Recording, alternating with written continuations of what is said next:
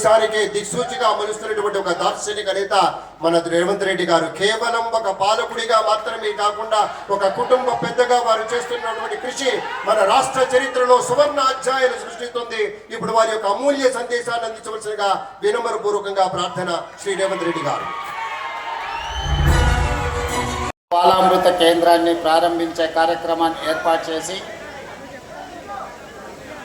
సభాధ్యక్షత వహించిన Telangana foods corporation chairman MA Faheem గారు, ఈ కార్యక్రమంలో భాగస్వామ్యం చేస్తున్న ఉప్పల్ శాసనసభ్యులు మిత్రులు బండారి లక్ష్మారెడ్డి గారు, నాతో పాటు ఈ కార్యక్రమంలో మరో ముఖ్య అతిథులుగా పాల్గొన్న సహచర మంత్రివర్గ సభ్యురాలు సోదరిమణి సీతక్క గారు, అదేవిధంగా శాసనమండలి సభ్యులు మిత్రులు అద్దంకి దయాకర్ గారు, శాసనమండలి సభ్యులు యువకులు బల్మూరు వెంకట్ గారు, అదేవిధంగా ప్రభుత్వ ప్రత్యేక సలహాదారు హరకర వేణుగోపాలరావు గారు, అదేవిధంగా టీజీఐఐసి చైర్పర్సన్ శ్రీమతి నిర్మలా జగ్గారెడ్డి గారు, అదేవిధంగా మరో కార్పొరేషన్ చైర్పర్సన్ బండ్రు శోభారాణి గారు, మరో చైర్పర్సన్ చరణ్ కౌశిక్ యాదవ్ గారు, అదేవిధంగా మాజీ శాసనసభ్యులు పెద్దలు సుధీర్ రెడ్డి గారు, తోటకూర వజ్రేష్ యాదవ్ గారు, మిత్రులు సోదరుడు పరమేశ్వర్ రెడ్డి గారు, మాజీ కార్పొరేటర్ బొంతు శ్రీదేవి గారు, మా మిత్రుడు అత్యంత సన్నిహితుడు మాజీ పార్లమెంట్ సభ్యులు మధు యాస్కి గౌడ్ గారు, వేదిక మీద ఉన్న పెద్దలందరూ, ప్రభుత్వ అధికారులు, అదేవిధంగా తెలంగాణ ఫుడ్స్ కార్పొరేషన్ కార్మికులు, ప్రాణ సమానులైన ఉప్పల్ శాసనసభ నియోజకవర్గ మిత్రులందరికీ మనస్ఫూర్తిగా అభినందనలు తెలియజేస్తున్నాను. వాస్తవంగా గర్భంతో ఉన్న మహిళ ఆరోగ్యవంతంగా ఉంటే పుట్టబోయే పిల్లలు ఆరోగ్యంతో చురుకుగా జన్మానిస్తారు. వాళ్ళని ఆదుకోవాలి అని ఆనాడు శ్రీమతి ఇందిరాగాంధీ గారి ఆలోచనతోటి ఈ కార్యక్రమాన్ని మొట్టమొదట మహబూబ్ నగర్ జిల్లాలో ప్రారంభించడం జరిగింది. అక్కడి నుండి అంచెలంచెలుగా ఈ సంస్థ ఎదుగుతూ ఈరోజు ఉప్పల్ శాసనసభ నియోజకవర్గ పరిధిలో 21 ఎకరాలలో ఒక పరిశ్రమగా విస్తరించి ఈ నూతన బాలామృత ఉత్పత్తి కేంద్రము తెలంగాణ ఆంధ్రప్రదేశ్కే కాదు, చుట్టుపక్కల ఇంకా 4-5 రాష్ట్రాలకు సరఫరా చేసేంతగా ఈరోజు అభివృద్ధి చెందుతుంది. దీనికోసం నిరంతరం కష్టపడుతున్న కార్పొరేషన్ చైర్పర్సన్ అదేవిధంగా అధికారులందరినీ మనస్ఫూర్తిగా నేను ప్రత్యేకంగా అభినందిస్తున్నాను. మా ఆడపడుచలు సోదరిమణులు ఇక్కడ ఉన్నారు. ఈ ప్రభుత్వము శ్రీమతి ఇందిరాగాంధీ గారు, శ్రీమతి సోనియా గాంధీ గారు, ఈ తరంలో శ్రీమతి ప్రియాంక గాంధీ గారు, ఇప్పుడు ఈ శాఖకు మంత్రి సీతక్క గారు, అందరూ మహిళలకు ప్రత్యేక స్థానం ఇవ్వడమే కాకుండా మహిళల్ని ఇంట్లో వంట చేసే వాళ్ళుగానే కాకుండా పరిపాలనలో కూడా తమ నైపుణ్యాన్ని తమ యొక్క చతురతను ప్రదర్శించి సమాజ నిర్మాణంలో రాణించగలుగుతారు అని చెప్పి వీళ్ళందరి ప్రస్థానం, వీళ్ళందరి ఆలోచన, పరిపాలన విధానాన్ని చూసినప్పుడు మనందరం కూడా అర్థం చేసుకోవాల్సిన అవసరం ఉంది. అదేవిధంగా ప్రజాపాలన ఏర్పడ్డ తర్వాత 2 రోజుల్లోనే 48 గంటల లోపే తెలంగాణ రాష్ట్రం నలుమూలలో ఉన్న దాదాపుగా 2 కోట్ల పైగా మహిళలకు ఆర్టీసీలో ఉచిత బస్సు ప్రయాణాన్ని ఏర్పాటు చేయడం ద్వారా విద్య, ఉద్యోగాలు, ఇతర ఆదాయం కోసం మీరు ఎక్కడికి వెళ్ళి పరిశ్రమలలో పనిచేయాలన్నా ఒక్క రూపాయి కూడా బస్సు కిరాయిలు చెల్లించకుండా ఎంత దూరమైనా వెళ్ళి పని చూసుకొని తిరిగి సకాలంలో ఇంటికి చేరుకునే విధంగా మహిళలకు ఆర్టీసీలో బస్సు ఉచిత ప్రయాణాన్ని ఏర్పాటు చేయడం జరిగింది. తద్వారా పనికి వెళ్తున్న మహిళలకు కనీసం నెలకు ఒక 10,000 రూపాయలు ఆదా అయ్యే పరిస్థితి ఈరోజు రాష్ట్రంలో ఉన్నది.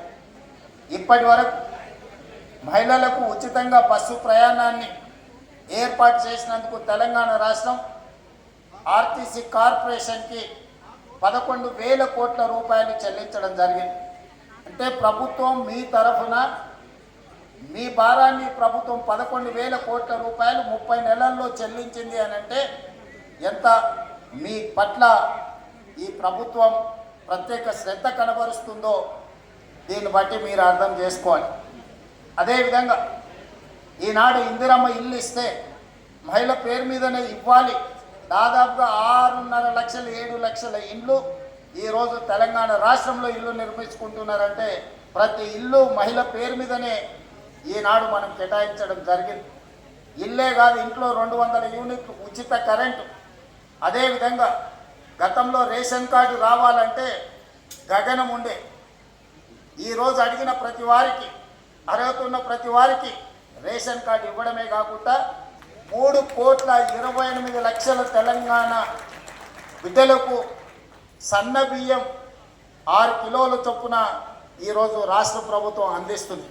మా అక్కలు ఇక్కడ ఉన్నారు, అందరు సన్న బియ్యం తెచ్చుకుంటున్నారు కదా, అదే మన సంటి పిల్లలకు తినిపిస్తున్నాం కదా. మరి ఒకప్పుడు దొడ్డు బియ్యం వస్తే బర్లకు దానా పెట్టే పరిస్థితి ఉండే గ్రామాలలో. మరి ఇక్కడైతే నాకు తెలియదు హైదరాబాద్లో, కానీ గ్రామాలలో ఆ పరిస్థితి ఉండే. అందుకే ఈరోజు రేషన్ కార్డు కావచ్చు, సన్న బియ్యం కావచ్చు, ఇందిరమ్మ ఇల్లు కావచ్చు, తొందరలోనే హైదరాబాద్ నగరంలో కూడా 1,00,000 ఇందిరమ్మ ఇల్లు కట్టి పేదలకు అందించే కార్యక్రమాన్ని ఈనాడు చేపట్టబోతున్నాం. ఇప్పటి వరకు 4.5 లక్షల ఇండ్లు గ్రామీణ ప్రాంతాలలో కట్టినాం. మరి పట్టణ ప్రాంతాలలో భూమి ధర బంగారానికంటే పిరమైపోయి వజ్రాల ధర వలుకుతుంది ఇవాళ భూమి. ఇవాళ పేదోళ్ళు ఒక గజం ఏంటన్న భూమి తీసుకుందామంటే జీవితకాలం కష్టపడ్డా కొనలేని పరిస్థితి ఉంది. అందుకే ఈనాడు ఏ విధంగా పట్టణ ప్రాంతంలో ఉన్న పేదలను ఆదుకోవాలని 1,00,000 ఇందిరమ్మ ఇళ్లను పట్టణ ప్రాంతంలో కట్టి పేదలకు పంచి పెట్టాలి అని ఈరోజు కార్యక్రమాన్ని తీసుకున్నాం. గృహ నిర్మాణ శాఖ మంత్రి నిరంతరం ఆ కార్యక్రమాలను పర్యవేక్షిస్తున్నాడు. అదేవిధంగా ఈరోజు పట్టణ ప్రాంతంలో ఉండే వాళ్ళకు మహిళలకు బస్సులో ఉచిత ప్రయాణమే కాదు, 1000 బస్సులకు యజమానులను ఈరోజు మహిళల్ని చేయడం జరిగింది. 1000 మెగావాట్ల సోలార్ విద్యుత్ ఉత్పత్తి కేంద్రాలను ఇవాళ మహిళలకు ఇచ్చినాం.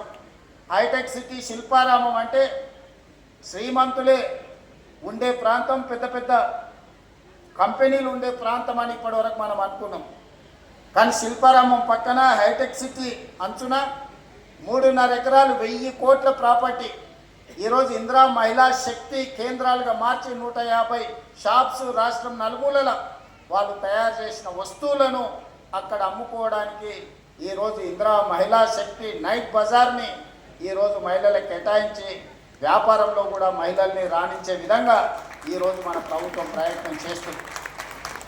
నా లక్ష్యం ఒక్కటే, 2034 సంవత్సరం లోపల 1,00,000 మంది ఆడబిడ్డల్ని కోటీశ్వరులను చేసే వరకు విశ్రమించేది లేదు. ఈరోజు 1,00,000 మంది ఆడబిడ్డల్ని కోటీశ్వరులను చేయడానికి అన్ని రకాల ప్రణాళికలు, వాళ్ళకు ఉద్యోగ ఉపాధి అవకాశాలే కాకుండా వ్యాపారం చేసుకోవాల్సిన అవసరమైన మెలకువలు కూడా. ఒకప్పుడు రిలయన్స్ వాళ్ళకి పెట్రోల్ బంకులు ఉండేది, అమ్మానీలు పెట్రోల్ బంకులు నడిపేది. ఈరోజు ఆడబిడ్డలకు పెట్రోల్ బంకుల కోసం స్థలం ఇచ్చి ఈరోజు పెట్రోల్ బంకుల యజమానులను ఆడబిడ్డల్ని చేసినాం. ఈరోజు అద్భుతంగా వాళ్ళు పెట్రోల్ బంకులు నడుపుతున్నారు. అన్ని ప్రభుత్వ కార్యాలయాలు క్యాంటీన్స్ గతంలో ప్రైవేట్ కాంట్రాక్టర్ల దగ్గర ఉండే. ఈనాడు మహిళలకే ఆ క్యాంటీన్లను ఇచ్చి క్యాంటీన్లు నడిపి ఆర్థికంగా నిలదొక్కునే ఆర్థికంగా ఆడబిడ్డలకి ఈరోజు ఆర్థిక వెసులుబాటు కల్పించినాం. ఈ విధంగా ఒక్కొక్కటిగా 30 నెలల్లో మా సీతక్క 60,000 కోట్ల రూపాయల పైగా ఆడబిడ్డలకు బ్యాంకులతో లింకేజ్ ఇప్పించి దాదాపుగా 2,000 కోట్ల రూపాయలు సున్నా వడ్డీ కోసం బ్యాంకులకు రాష్ట్ర ప్రభుత్వం వడ్డీ చెల్లించి ఈరోజు వ్యాపారాలు మీరు చేసుకునే విధంగా ఐకేపీ కేంద్రాల నుంచి వ్యాపారం మీరు వేగంగా ముందుకు వెళ్ళేటట్టు ఈరోజు ఆడబిడ్డల కోసం అన్ని ప్రయత్నాలు చేస్తున్నాం. అందుకే ఈనాడు ఆడబిడ్డలను ఆర్థికంగా నిలబెట్టడమే కాదు, ఆడబిడ్డలకు పుట్టబోయే బిడ్డలు ఆరోగ్యవంతంగా ఉండాలి. మన పిల్లలు ఆరోగ్యవంతంగా ఉన్నప్పుడే తల్లిదండ్రులకు ఆనందం ఉంటుంది. ఈరోజు అందుకే తల్లి గర్భం దాల్చినప్పటి నుంచి 6 సంవత్సరాలకు పెరిగే వరకు బలవర్ధకమైన పోషకాహారం పేద పిల్లలకి ఇవ్వాలి. ఈరోజు వాళ్ళని ఆదుకోవాలనే ఆలోచనతోని ఈ బాలామృత ఉత్పత్తి కేంద్రాన్ని ఈరోజు ప్రారంభించినాం. 100% న్యూట్రిషన్ ఫుడ్. మీ కార్మిక సంఘం నాయకుడు ఇక్కడనే ఉన్నారు, జనక్ ప్రసాద్ గారు. వారు సింగరేణి కార్మిక సంఘమే కాదు, ఈరోజు టీజే ఫుడ్స్ కార్మిక సంఘానికి కూడా అధ్యక్షుడు ఉన్నాడు. వారికి తెలుసు ఈరోజు ఈ ప్రభుత్వం ఎంత చిత్తశుద్ధితోటి ఈ పిల్లల ఆరోగ్యాన్ని కాపాడడానికి, వీళ్ళే భవిష్యత్ తరాలు, ఈ దేశ భవిష్యత్తు. వీళ్ళ ఆరోగ్యాన్ని కాపాడినప్పుడు వీళ్ళను సొంత కాళ్ళ మీద నిలబడే విధంగా రాష్ట్ర ప్రభుత్వం తీర్చిదిద్దినప్పుడే నిజమైన తెలంగాణ, అభివృద్ధి చెందిన తెలంగాణ, ఆరోగ్యవంతమైన తెలంగాణగా మనం అవతరిస్తాం. అందుకే ఈనాడు ఈ పిల్లల కోసం ఒక మంచి కార్యక్రమాన్ని మా కార్పొరేషన్ అందరూ కలిసి ఇంత మంచి కార్యక్రమాన్ని ఏర్పాటు చేసిండ్రు. దీన్ని ఇంకా పాఠశాలల గతంలో నర్సరీ కానీ, ఎల్కేజీ కానీ, యూకేజీ కానీ ప్రభుత్వ పాఠశాలల్లో లేదు. ముఖ్యంగా పట్టణాల్లో వలస వచ్చి పనులు చేసుకునే వాళ్ళ పిల్లలు చదువుకోవాలంటే ప్రైవేట్ స్కూళ్ళకు పంపించాల్సిన పరిస్థితి. వేలకు వేలు, లక్షలకు లక్షలు ఫీజులు కట్టలేక సంపాదించినంత మొత్తం తల్లిదండ్రుల కష్టమంతా అయితే విద్యకు లేకపోతే వైద్యానికి ఖర్చు పెట్టుకునే పరిస్థితి. అందుకే ఆలోచన చేసి ఈరోజు నర్సరీ నుంచి 12th క్లాస్ వరకు నాణ్యమైన విద్యను అందించడమే కాకుండా పొద్దున్నే లేచి పరిశ్రమలలో పనిచేసే తల్లులు పనికి వెళ్ళిపోతారు. పిల్లలకు భోజనం పెట్టే పరిస్థితి ఉండదు, పాలు ఇచ్చే పరిస్థితి ఉండదు ఆర్థికంగా. అందుకే ఈనాడు రాష్ట్ర ప్రభుత్వం వాళ్ళందరి కష్టాన్ని గుర్తించి కష్టం నుండి వాళ్ళని దూరం చేయడానికి ఈరోజు నర్సరీ నుంచి 12th క్లాస్ వరకు బ్రేక్ఫాస్ట్తో పాటు లంచ్ ఒక నాణ్యమైన భోజనం పెట్టాలని ఈరోజు గొప్ప పథకాన్ని ప్రభుత్వం ప్రారంభించింది. ఒకరోజు పాలు, ఒకరోజు రాగి జావ, ఇంకొక రోజు ఇడ్లీ, ఇంకొక రోజు వడ, ఇంకొక రోజు పూరి. ఇట్లా శ్రీమంతులు వాళ్ళ పిల్లలు ఏ విధంగా అయితే పొద్దున బ్రేక్ఫాస్ట్ చేస్తారో ఈరోజు పేదోళ్ళ పిల్లలకు ప్రభుత్వము ఈరోజు బ్రేక్ఫాస్ట్ కార్యక్రమాన్ని ప్రారంభించింది. పిల్లలు స్కూల్కి వచ్చి ఆకలితో కడుపుతో ఉంటే టీచర్లు ఏం చదువు చెప్పినా పిల్లలకు ఆలోచనలకు తట్టదు. కడుపులో ఆకలి ఉంటే చదువు తలకెక్కదు. కానీ తల్లిదండ్రులకేం పొద్దున్నే లేచి ఉద్యోగానికి వెళ్ళాలి. తల్లులు బయటికి వెళ్ళి పని చేయలేకపోతే కుటుంబం గడవడం పరిస్థితి కష్టం. ఇంటి కిరాయిలు, ఇంటి అవసరాలు, ఒక్కొక్కసారి ఇంటి అయినా సాయంత్రం చేసుకునే దావతులు, ఇవన్నీ కూడా కుటుంబ భారం అంతా మహిళ మీదనే పడే పరిస్థితి. మా అక్క నవ్వుతుంది ఆడ. నిజమే కదమ్మా నేను చెప్పింది. ఇంటి ఆయన జేబులో నగదు ఉంటే పోయి బెల్ట్ షాప్కి ఇచ్చి వస్తాడు. అదే అమ్మ దగ్గర నగదు ఉంటే బడికి పోయి ఫీజు కట్టేస్తాడు. మా పిల్లగాడు చదువుకుంటే నేను కష్టపడ్డా, నా జీవితం ఇట్లయినా సరే నా పిల్లగాడు చదువుకోవాలి, వాడు పెద్దోడై ప్రయోజకుడై గౌరవంతో పాటు ఆర్థికంగా నిలదొక్కుకోవాలని తల్లి కోరుకుంటుంది. తండ్రి ఉంది వాడు పెద్దగా ఏదో పని చేసి బతలే, నేను వాణి చేసేదే ఉంది అనుకుంటే తల్లి మాత్రం పిల్లగాడు పెరిగి పెద్ద ప్రయోజకుడు కావాలని తల్లి కోరుకుంటుంది. ఆ తల్లి మనసులో మాటను గుర్తించి ఈరోజు పేద పిల్లలకు నాణ్యమైన విద్యను అందించాలి. నాణ్యమైన విద్య బోధించిన ఆ విద్యార్థి తలకెక్కాలంటే వాని కడుపు నిండా భోజనం ఉండాలి. కడుపులో ఎలుకలు పరిగెత్తుతుంటే సార్ ఎంత గొప్ప చదువు చెప్పినా అది అంతే సంగతులు, వానకాలం చదువు అవుతుంది.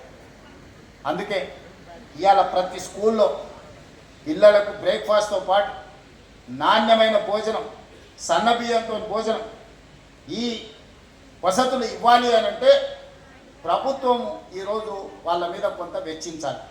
ఇది నేను ఖర్చుగా భావిస్తలేను. 27,000 కోట్ల రూపాయలు దాదాపుగా ప్రతి సంవత్సరానికి ఈరోజు విద్యార్థుల మీద, చదువుల మీద నేను ఖర్చు పెడుతున్నా. గతంలో ఎక్కడ ఖర్చు అయిపోయేదో తెలియదు. నేను ఎవరిని విమర్శించదలుచుకోలేదు, కానీ ఈరోజు బాధ్యతాయుతంగా విద్యాశాఖ నా దగ్గరనే పెట్టుకొని నేనే స్వయంగా మన ఆరుట్లకి వెళ్ళి ఆ పాఠశాలలో బ్రేక్ఫాస్ట్ ప్రారంభించి అక్కడ ఎంత మంచిగా వంట చేస్తున్నారో ఏందో అన్నీ నేను చూసి వచ్చిన. నిరంతరం కలెక్టర్లను, ఎస్పీలను ప్రభుత్వ పాఠశాలకు వెళ్ళి ఆ స్కూల్లో నాస్తా చేయండి, ఎక్కడైనా నాణ్యత లోపం ఉంటే తక్షణమే చర్యలు తీసుకోండి అని చెప్పిన. మన క్యాబినెట్లో పిల్లలకు మాత్రమే టిఫిన్ లంచ్ పెడితే టీచర్లు తినకపోతే టీచర్లు దాన్ని పట్టించుకోరు.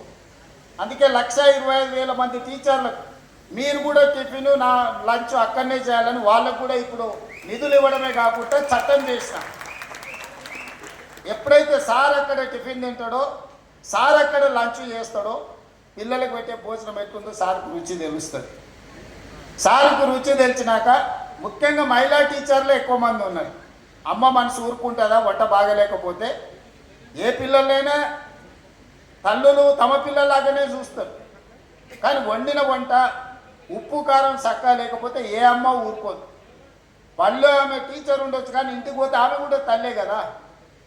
అందుకే ఆ వంటను సరిదిద్ది పిల్లలకు మంచి భోజనం పెట్టేటట్టు, మంచి నాస్తా పెట్టేటట్టు ఉండాలి అని అంటే ముందు టీచర్లను కూడా అక్కడనే తినేటట్టు చేయాలని ఆలోచన చేసి టీచర్లకు ప్రతిరోజు బ్రేక్ఫాస్ట్ అండ్ లంచ్ స్కూళ్ళలోనే ఇవ్వాలని మన మంత్రివర్గంలో నిర్ణయం తీసుకున్నా. ఇప్పుడు ఇంకా ఆ ఫుడ్ యొక్క నాణ్యత ఇంప్రూవ్ అవుతుంది. అందుకే ఈరోజు మా అధికారులకు, మా సీతక్క అక్క ఎన్ని పెన్షన్లు ఇచ్చినా, ఎన్ని ఇండ్లు ఇచ్చినా, ఎన్ని షాది ముబారకులు ఇచ్చినా కొత్త వాళ్ళు వస్తూనే ఉంటారు, కొత్తగా అడిగేవాళ్ళు ఉంటారు. కానీ మంచి భోజనం పెడితే, ఆరోగ్యవంతమైన పిల్లల్ని తయారు చేస్తే తెలంగాణ సమాజాన్ని మనం నిర్మించవచ్చు. మంచి విద్యను అందిస్తే ప్రయోజకులైన దేశ పౌరులను తీర్చిదిద్దొచ్చు. అందుకే ఇవాళ ఇది మన బాధ్యతగా తీసుకుందాం. ఇప్పటికిప్పుడు వాళ్ళకు ఓటు లేదు, వాళ్ళు ఓటు వేయరు. ప్రభుత్వం ఎప్పుడు ఏం ఆలోచన చేస్తుంది? ఓటు ఎవరు ఇస్తారో వాళ్ళకే పథకాలు అంటారు. కానీ ఈసారి నేను అట్లా ఆలోచన చేయను. ఈ పిల్లల ఆరోగ్యం పట్ల, ఈ పిల్లల చదువు పట్ల, ఈ పేద పిల్లల భవిష్యత్తు పట్ల ఈ రాష్ట్ర ప్రభుత్వం ప్రత్యేకమైన శ్రద్ధ తీసుకుంటుంది. నేను మీ సోదరుడిగా మా ఆడబిడ్డలందరికీ మాటిస్తున్నా, మీ పిల్లలకు నాణ్యమైన భోజనమే కాదు, నాణ్యమైన విద్యను అందించే విధంగా ఈరోజు ఈ రాష్ట్ర ప్రభుత్వం పనిచేస్తుంది. మీ భవిష్యత్తు, మా భవిష్యత్తు, రకరకాల సమస్యలతో మనం ఇక్కడికి వచ్చినాం. ఈడున్న 90% మన సగ జీవితం గడిచిపోయింది, ఇంకా కొంత సగమే మిగిలింది. కానీ ఆ పిల్లల మొత్తం భవిష్యత్తు ఈరోజు మన చేతుల్లో ఉంది. ఆ పిల్లలు 100 ఏళ్ళు ఆరోగ్యవంతంగా ఉండాలి అని అంటే, ఆ పిల్లల ఆరోగ్యాన్ని కాపాడాలి అని అంటే ఇలాంటి సంస్థలు రావాలి. నాణ్యమైన భోజనం, నాణ్యమైన ఫుడ్ వాళ్ళకి అందించాలి. దానికోసం ప్రభుత్వం వైపు నుంచి అన్ని రకాలుగా సహకారం అందిస్తాము.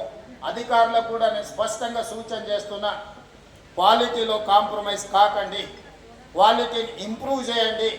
ఇంకా మీకు అదనంగా ఇంకేమైనా ప్రభుత్వం వైపు నుంచి మద్దతు కావాలన్నా రాష్ట్ర ప్రభుత్వం మీకు అండగా నిలబడుతుంది. ఆ పిల్లల భవిష్యత్తే తెలంగాణ రాష్ట్రం యొక్క భవిష్యత్తు.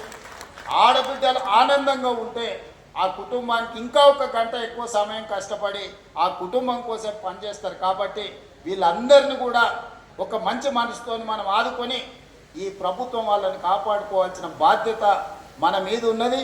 తప్పకుండా చేద్దాం. అదేవిధంగా ఉప్పల్ శాసనసభ నియోజకవర్గం 2000 నేను సరిగ్గా 10,639 ఓట్లతోటి పార్లమెంట్ సభ్యుడిగా గెలిచిన. ఆ రోజు పార్లమెంట్ సభ్యుడిగా మీరు ఆశించినంతగా నేను ఆ రోజు పని చేయకపోయినా, ఈనాడు తెలంగాణ రాష్ట్ర ముఖ్యమంత్రిగా ఉప్పల్ శాసనసభ నియోజకవర్గ అభివృద్ధికి అవసరమైన నిధులను తప్పకుండా కేటాయిస్తా.